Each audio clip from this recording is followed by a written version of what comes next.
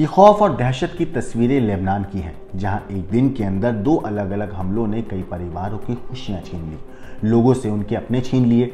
मौत और दहशत एम्बुलेंस के सायरन की आवाज़ों में सुनाई दे रही है। और बीते 24 घंटे से ज़्यादा वक्त में लेबनान के शहर शहर में घरों में मातम और डर लोगों की चीखों में सुनाई दे रहा है।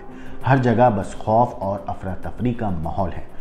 इसी खौफ को बुधवार के दिन भी लेबनान के लोगों ने देश के अलग अलग इलाकों में महसूस किया। दरअसल लेबनान की राजधानी बैरूत समेत कई शहरों में मंगलवार को पेजर में हुए धमाकों के बाद बुधवार को वॉकी टॉकी में सीरियल विस्फोट हुए। बुधवार को हुए धमाके इतने खतरनाक थे कि इसकी जद में आने से एक दो नहीं बल्कि सैकड़ों लोग जख्मी हो गए और करीब 9 लोगों की मौत हो गई। खबरों की माने तो हमले वायरलेस कम्युनिकेशन डिवाइसेस में हुए हैं, जो कि हाथ में पकड़े जाने वाले रेडियो वॉकी टॉकी हैं। इन रेडियो वॉकी टॉकी इस्तेमाल जो था इसका हिजबुल्लाह के लड़ाके आपस में बातचीत करने के लिए करते हैं। पेजर्स के जैसे ही हिजबुल्लाह ने ये डिवाइस भी तकरीबन 5 महीने पहले ही खरीदे थे। इस बीच इजरायली रक्षा मंत्री ने इशारों में इस बात के संकेत दिए कि इन हमलों के पीछे इजराइल का हाथ है। रक्षा मंत्री ने कहा कि इजराइल ने लेबनान के खिलाफ युद्ध के नए चरण की शुरुआत की है। वहीं इजरायली सेना के प्रमुख ने कहा कि हम अलग अलग चरण में आगे बढ़ने की योजना बना रहे हैं और हर चरण में हिजबुल्लाह को पहले से भारी कीमत चुकानी होगी। अब इन धमाकों के बाद लेबनान में लोग इलेक्ट्रॉनिक डिवाइसेस में धमाकों को लेकर दहशत में हैं। Pager, walkie talkie, solar panel के बाद खबरें आ रही हैं कि लेबनान के कई इलाकों में मोबाइल में भी ब्लास्ट हो रहे हैं। बुधवार को राजधानी बैरूत के कई इलाकों में वॉकी टॉकी में धमाके होने से अफरा तफरी मच गई। आपको बता दूं कि यह धमाका बुधवार को हिजबुल्लाह सांसद अली अम्मार के बेटे के अंतिम संस्कार के वक्त हुआ। अली अम्मार का बेटा जो था वो 17 सितंबर को पेजर में हुए धमाके में ही मारा गया था। वैसे गौरतलब है कि लेबनान में हिजबुल्लाह के लड़ाके एक दूसरे से बातचीत के लिए इन्हीं वॉकी टॉकी का इस्तेमाल करते थे, इसलिए माना जा रहा है कि इजराइल ने पेजर के बाद वॉकी टॉकी को टारगेट किया। लेकिन मिडिल ईस्ट में तनाव के बीच लेबनान में ये इलेक्ट्रॉनिक डिवाइस में दूसरा बड़ा हमला था। इससे पहले ब्रिटिश न्यूज़ एजेंसी रॉयटर्स ने भी अपनी एक रिपोर्ट में दावा किया था कि इजराइल की जो खुफिया एजेंसी है मोसाद ने हिजबुल्लाह के तकरीबन 5000 पेजर में विस्फोटक लगाए थे। पहले लेबनान में मंगलवार को पेजर में धमाकों से 11 लोगों की मौत की खबर आई थी।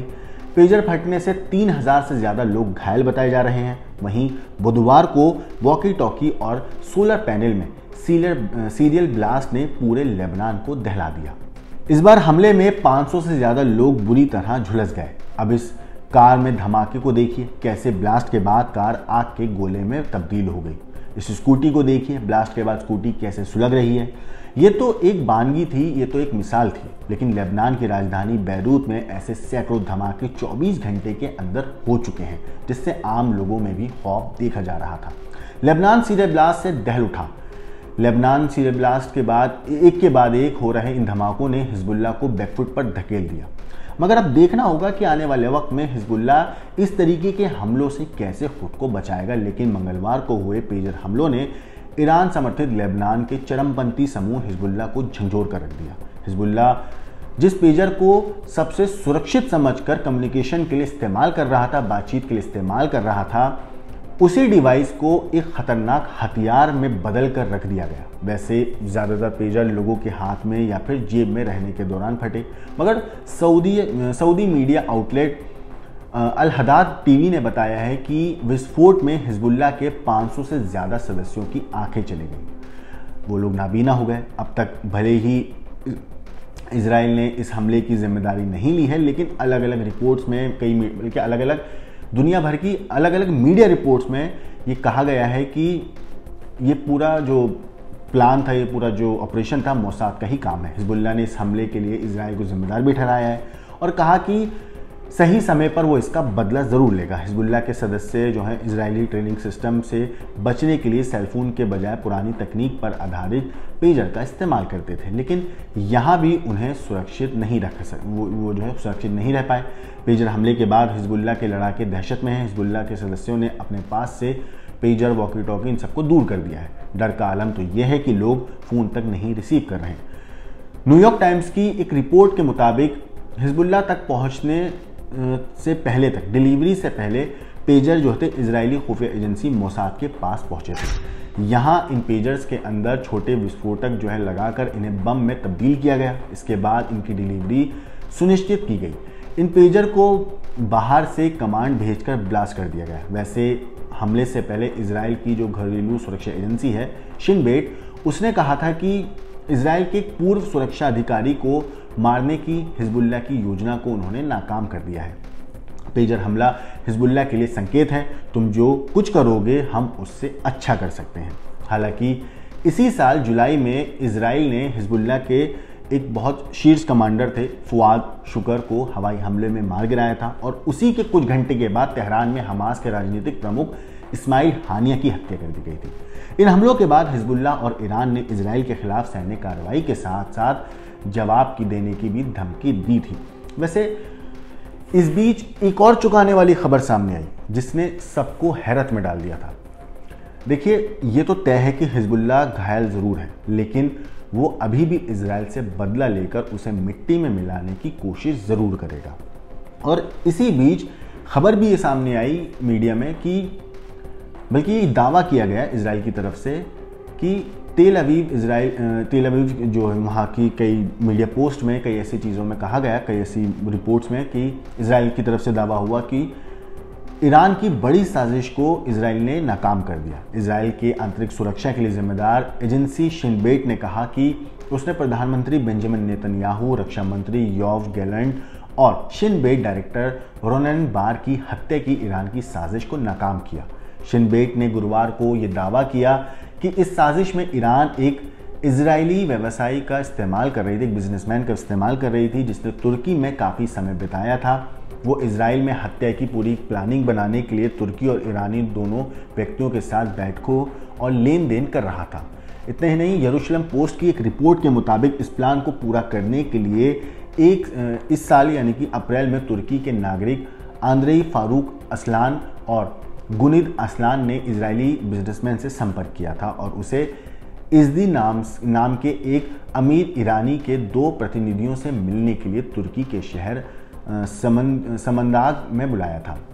ये बैठक मई के महीने में हुई थी और इस बात पर ये लोग सहमत हो गए थे कि तुर्की से कार के जरिए ईरान वो जाएंगे, जहां उसकी मुलाकात ईदी और हज नाम के ईरानी सुरक्षा प्रतिष्ठान के एक सदस्य हैं उनसे हुई थी। रिपोर्ट के मुताबिक इजरायली बिजनेसमैन ने किसी भी गतिविधि को शुरू करने से पहले शुरू में $10 लाख मांगे थे। इजरायली बिजनेसमैन ने इसके बाद अगस्त में दूसरी बार ईरान का दौरा किया था और साजिश को पूरा करने के लिए अपने जो है वित्तीय, रसद और हथियार संबंधी जो भी उनके काम थे उसकी शुरुआत के हिस्से के रूप में 5000 यूरो प्राप्त किए थे।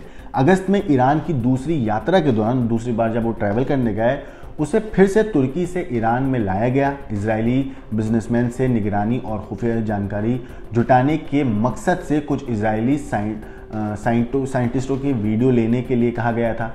ईरान की दूसरी यात्रा के दौरान इजरायली बिजनेसमैन से पूछा गया कि क्या वो रूसियों और अमेरिकियों को इस प्लान में शामिल कर सकेगा। इनका इस्तेमाल यूरोप और अमेरिका में रहने वाले ईरान विरोधी लोगों के खिलाफ किया जा सकेगा।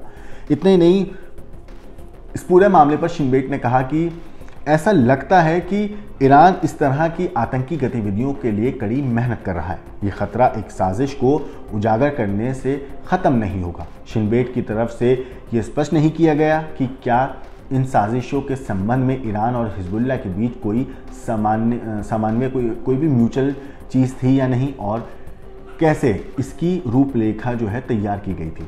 इस प्लान के वक्त के बारे में पूछे जाने पर शिन बेट ने कोई जवाब नहीं दिया। इजराइल के शीर्ष नेतृत्व की हत्या की साजिश को नाकामयाब करने का दावा करने वाली एजेंसी शिन बेट इजराइल की आतंकी सुरक्षा मामलों की जिम्मेदारी संभालने वाली इंटेलिजेंस एजेंसी है।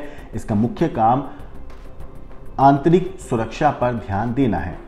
ये खुफिया एजेंसी मोसाद की तरह ही है, लेकिन शिन बेट देश के अंदर काम करती है जबकि मोसाद इजराइल के बाहर काम करती है। हालांकि लेबनान पर अगर बात करें हम, तो बीते दिनों में हुए हमले ने लोगों के मन में दहशत बिठा दी है। इसी डर के बीच एक बार फिर इजरायली सेना ने लेबनान में मौजूद हिजबुल्लाह के ठिकानों पर हमला किया, जिसके जवाब में हिजबुल्लाह भी इजरायली धरती को निशाना बना रहा है। दरअसल बीते 2 दिनों में लगातार हुए हमलों के खौफ ही है कि इन धमाकों की शक्ल में लेबनान के अंदर जो है अब ये दिखाई भी दे रहा है। एक तरफ डर और दूसरी तरफ गुस्सा है। पेजर और वॉकी टॉकी हमलों से बौखलाया हिजबुल्लाह अब वैसे सीधे तौर पर इजराइल को धमकी दे रहा है। दरअसल हिजबुल्लाह के मुख्य जो हैं उन्होंने इजराइल को धमकी देते हुए साफ साफ कहा कि हमारी मौतों पर इजराइल हंस रहा है मगर जल्द वो अपनी मौत पर रोएगा। हिजबुल्लाह चीफ जो है नसरुल्लाह, उन्होंने कहा कि इजराइल ने पेजर को निशाना बनाकर हमला किया। वो जानते थे कि इजराइल में 4000 लोग पेजर का जो है इस्तेमाल, यहाँ पे माफ़ कीजिएगा, बैरूत में 4000 लोग पेजर का इस्तेमाल कर रहे हैं। ये एक आतंकवादी कृत्य और नरसंहार है। साथ ही कहा कि हिजबुल्लाह चीफ ने ये भी कहा है साथ ही कि इन हमलों का जंग का ऐलान कहा जा सकता है। रिपोर्ट के मुताबिक लगातार 2 दिन हुए पेजर और वॉकी टॉकी हमले में करीब 4000 लोग जख्मी हुए हैं। कई रिपोर्ट्स में अलग अलग आंकड़ा आ रहा है। अब तक 37 लोगों के मारे जाने की भी खबर है, जिनमें हिजबुल्लाह के कमांडर भी शामिल हैं। वॉकी टॉकी ही नहीं, लेबनान में ऐसी कई खबर सामने आई जहां पर लैपटॉप और सोलर पैनल में भी धमाके हुए। वैसे बताया जा रहा है कि सोलर सिस्टम में हुए धमाके से भी कई लोग जख्मी हुए हैं। लेबनान के बैरूत समेत कई शहरों के घरों में जो सोलर सिस्टम लगा था, सोलर पैनल लगे हुए थे, उनमें बुधवार दोपहर के बाद जब सोलर सिस्टम में धमाके हुए तो लोग घबराकर सड़कों पर जमा हो गए थे।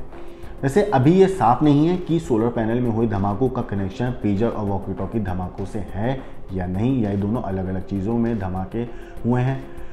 इतना ही नहीं, लेबनान में लोगों को डर और दहशत का माहौल है। इन धमाकों के बाद गुरुवार को भी इजरायली सेना ने लेबनान में मौजूद हिजबुल्लाह के हथियार गोदामों को निशाना बनाया। इजरायली सेना के हमलों के जवाब में हिजबुल्लाह ने भी उत्तरी इजराइल पर रॉकेट से हमला किया, जिसमें करीब 10 लोगों के घायल होने की खबर सामने आई थी। फिलहाल आने वाले दिनों में इस जंग का दायरा और बढ़ने की आशंका है, लेकिन ये जंग किस हद तक जाएगी, कहाँ तक जाएगी, आप खुद सोच सकते हैं, क्योंकि अब ये जंग जो है बहुत अलग रूप लेती जा रही है, बहुत भयानक रूप लेती जा रही है। कहीं ना कहीं पूरी दुनिया में इस जंग को लेकर बहुत दहशत और डर का माहौल बन चुका है। इन सारी चीज़ों के ऊपर आपकी जो भी राय है हमें कमेंट करके ज़रूर बताइएगा। बाकी देश और दुनिया की क्राइम की खबरों के लिए देखते रहिए टाइम तक।